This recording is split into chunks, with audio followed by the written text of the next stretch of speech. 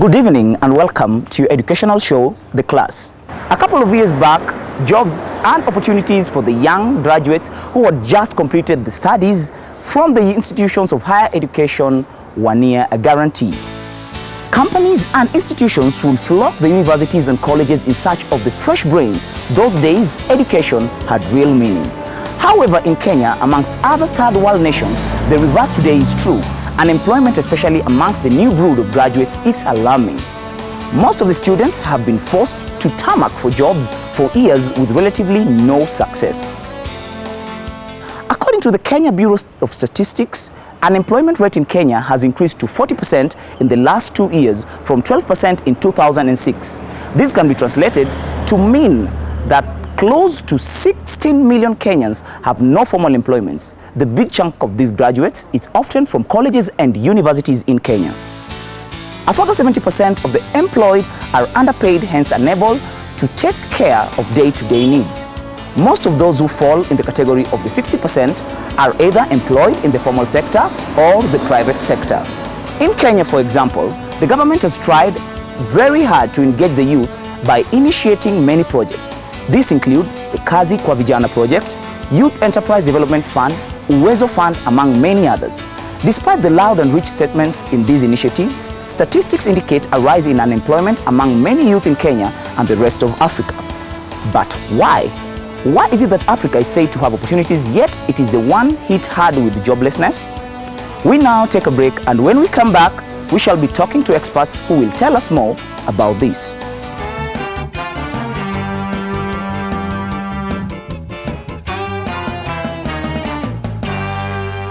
If you are a teacher providing education to a child without knowing his or her talent, then you are not different from a doctor who provides an injection to a patient without any medical assessment.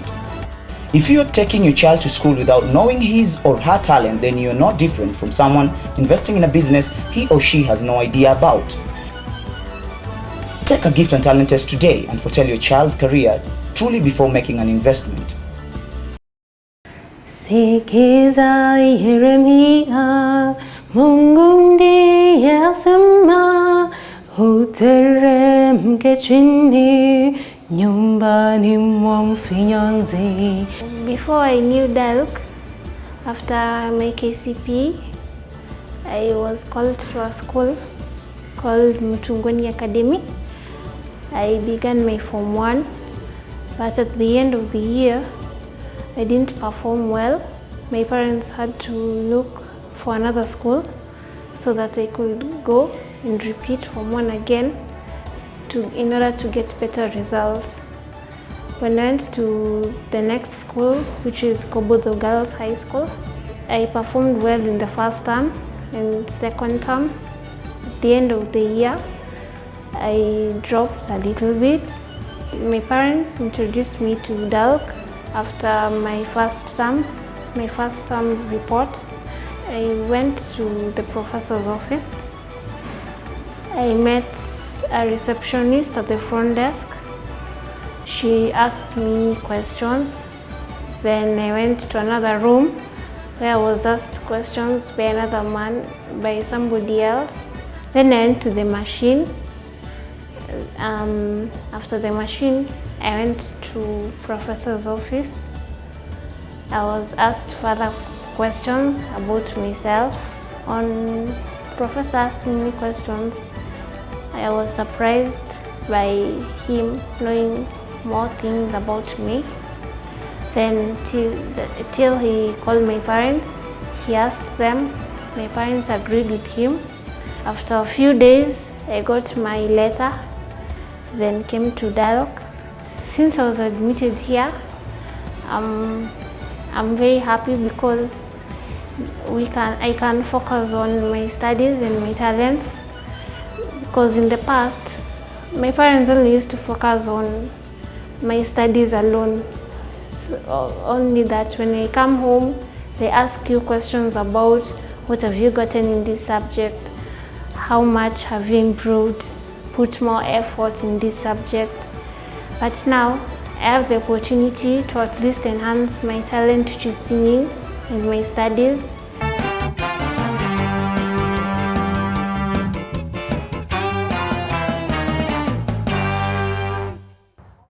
joblessness has been a very big problem. If it is not checked, it's going to blow up like a very big volcano with disastrous results.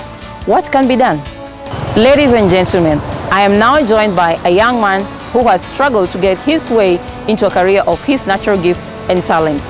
His story relates closely to why many of us who end up doing courses and getting certificates with no real value for us in the job market. Mr. Padi, welcome to the show. Thank you, Candy. Tell us a little bit more about yourself, your growing up, your education, your writing of books, and how you even inspired yourself, motivated yourself to be able to do the things you've been able to do at a very young age. I'd like to first thank Professor specifically because what you're doing is so necessary. In fact, I would say it's God-sent. The time we're in Africa, especially now, we need to be free, and we need to be free to solve each other's problems. I would say I'm a natural psychologist. I love interacting with people and engaging to know what they need and how do I solve their problem. But as it were, my parents wanted me to pursue pharmacy. I wasn't a very strong chemistry and biology student. In fact, I would say I'd be average throughout. But my arts skills were very high. My communication skills were high. And I thought I was good at, in fact, I know I was good at the arts. I was good at the performing arts, my English, and communication. However, because of my parents, I was then given the option. Well, I was given one option. I was told pursue the pharmacy, so I did. I went to the UK into one of the best pharmacy schools, although I only got in really by the skin of my teeth because I was an average chemistry and biology student. So I went there, and for 4 years I still remained average. But what turned my life around was when I was given a prescription after I graduated, started working. I was given a prescription for a baby, 6-month-old baby, for peppermint water, which is meant to relieve colic for hiccups. And you're meant to take a concentrate and water. So what I did is I took the concentrate and forgot the water. And this is because I was absent-minded and I was tired and I wasn't enjoying what I'm doing. So by God's grace, actually, a friend of mine noticed what I did and he asked me, Paddy, did you mix that? And I remembered then is when I didn't. That was the day I wrote my resignation letter, because not only was I doing what I did not like to do, but I was now endangering the life of someone else. So I had saved up some money, went back to school. I did a master's in marketing. And it was the closest to what I really enjoy, which is sales. I was doing it so well. I mean, I got a distinction in my university. In one of the courses, I was the highest ranking student in the UK for direct and database marketing. Education should not be an end in itself. It's allowing you to develop yourself to be as valuable to society as possible. We also have our in-house expert, Professor Humphrey Obora. Professor Obora is the founder of DALC Education Group, which is a host of 13 colleges. DALC is the institution which has fought so hard for over 10 years to bring a change to education so that education is based on gifts and talents, creativity and innovation. For this reason, DALC has sponsored the first University of Talent in Africa. It is also worth noting that Professor Obora is being celebrated across Africa as being the first African to be elected executive committee member of the World Council for Gifted and Talented Children, before rising in July 2013 to make history as again being the first African to be appointed secretary or CEO of the World Council for Gifted and Talented Children, based in Kentucky, USA. If you've ever taken your child to school in the hope that your child is going to come back with a beautiful certificate and that certificate is going to guarantee a job for your son and your daughter, then I must inform you tonight that you're not very different from somebody who has been investing in the ocean. The concept of education in Africa was from the basis of the fact that the real show that you are educated is in purpose. And that has gone on for quite a bit of time, since the time of independence in Africa. The connection between the classroom and the reality is exactly 0. And that is compounded by the fact that our education managers, our education deliverers have always pegged education to be on the basis of acquiring papers. And so much is the problem that if you heard about an examination today in Kenya or in any country in Africa, students, parents, and to some extent teachers travel so hard so that they can cheat in those examinations, because it's just that paper that determines who you're going to be.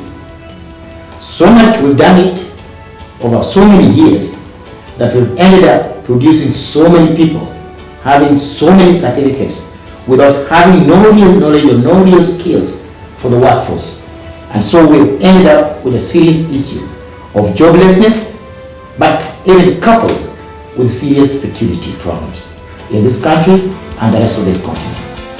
Much as joblessness is a real problem for many African governments, some institutions are trying hard to support citizens in coming out of this problem. The African Federation for Gifted and Talented, African Council for Adult Learning, and DALC Education have been trying new models in education, and the efforts are beginning to pay off. In a recent education graduation ceremony in Kisumu, executives of major top companies in Kenya pledged to offer jobs to 100 graduates gathered at the graduation. The number has since been improved to 124. The DALC graduates are currently undergoing profiling and will start working from January 2014. Reason: the graduates presented unique ideals. In my endeavors to see such goals realized, I've interacted and sat with senior business executives in this country, in a very successful companies, and also in high-profile government departments. But then I've realized something in common, both in the corporate sector, in the church institutions, also in the government, that most of the people who are employed in terms of academic merits may not be really the ones who bring the required results. I looked for an institution which can be able to nurture, even academically, and profile talent, because I believe a talent minus skill still will not be fruitful. For that reason, I happen to know about the DALC education, which is headed by Professor Humphrey Obora, and then something dawned in my life that this is a solution, and this is how the education system needs to go. We network with the various institutions, and therefore I saw a need of proposing about 100 of them to the corporate world, and also to some extent to some government departments, to be able to get their employment and they utilize their skill and their gift, which I believe they are very competent, and they will be able to solve most of the challenges which I'm aware of, which may not be solved by our colleagues who are currently there in the white-collar job, who are actually academically qualified, but they have not that grace that only God gives to be able to solve us a problem and give a solution. As we are talking, this number has been increased from 100 to about 124. And in our approximation, we look forward to having these graduates deployed in the various places as we are in agreement with the employers by the beginning of January. Right now they are undergoing profiling through the institution, and then a report will be given probably before the end of the coming month, and we see the 124 employed between 3rd of January and 15th of January in the coming year. This program has been brought to you by AFGT, the Gifts and Talents Advocate in Africa, SCAEL, the Mature Learners Advocate in Africa, DALC Education, Africa's Institute of Creativity and Innovation. If you or your organization wishes to participate in this program, please write to us, the African Federation for Gifted and Talented. You can also visit the nearest DALC Education campus